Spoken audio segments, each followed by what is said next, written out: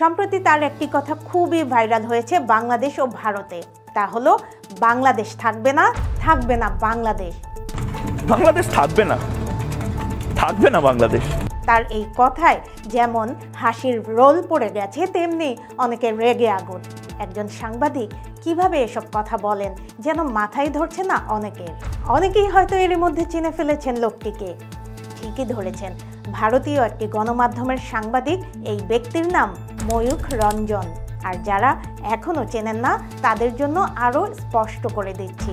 সত্যতা যুক্তির আগামাথা থাকুক বা নাই থাকুক, প্রায় তিনি বলে যান মন গড়া সব কথা, যার সূত্র বা ভিত্তি খুঁজতে গিয়ে মাথার চুল ছিঁড়তে হতে পারে।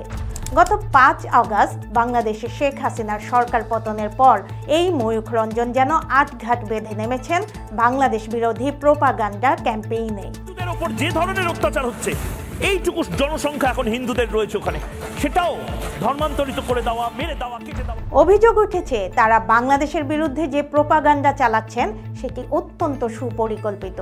বেশ কয়েকটি প্রতিবেদন অনুসারে ভারতীয় কিছু মিডিয়া বাংলাদেশকে জঙ্গি রাষ্ট্র হিসেবে চিত্রিত করার চেষ্টা করছে।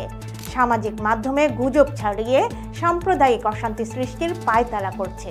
এর মধ্যে রিপাবলিক বাংলার ময়ূখ রঞ্জন যেন প্রধান হিসেবে দায়িত্বটা নিয়েছেন। বাংলাদেশকে আমেরিকা বানাবেন, নাচুন আপনারা।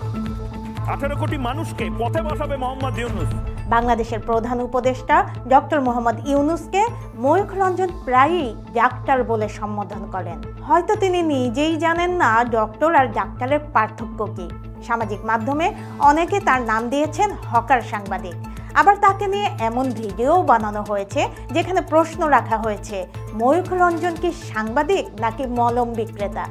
সাংবাদিকতা পেশাকে অপদস্থ করার ক্ষেত্রে কোনো কমতিই রাখছেন না এই ময়ূখ রঞ্জন। বাংলাদেশের হিন্দুদের জন্য বাংলাদেশের সাবেক এক মন্ত্রী যেমন প্রশ্ন করেছিলেন, তেমনি অনেকের মনেই হয়তো প্রশ্ন জাগে, আরে এরা কারা, কোথা থেকে এলো এরা? যেখান থেকেই আসুক, তার কর্মকাণ্ডের পেছনে উদ্দেশ্য যে মহৎ কিছু নয়, এ ব্যাপার এর মধ্যে স্পষ্ট ধারণা পেয়ে গেছে বাংলাদেশের মানুষ। আরো প্রশ্ন উঠছে, তাকে ইন্ধন দিচ্ছেন কারা, কি বা তাদের উদ্দেশ্য? সেগুলো হয়তো সময়ের সাথে জানা যাবে কিংবা জানা যাবে না, কিন্তু ময়ূখ রঞ্জন যে গুজবের ফ্যাক্টরি, এ ব্যাপারে সন্দেহ নেই বহু দর্শকের। এখন সাংবাদিক পেশা থেকে ময়ূখ রঞ্জন হকারি করছেন নাকি মলম বিক্রি, সেই সিদ্ধান্ত আপনাদের উপরেই ছেড়ে দিলাম।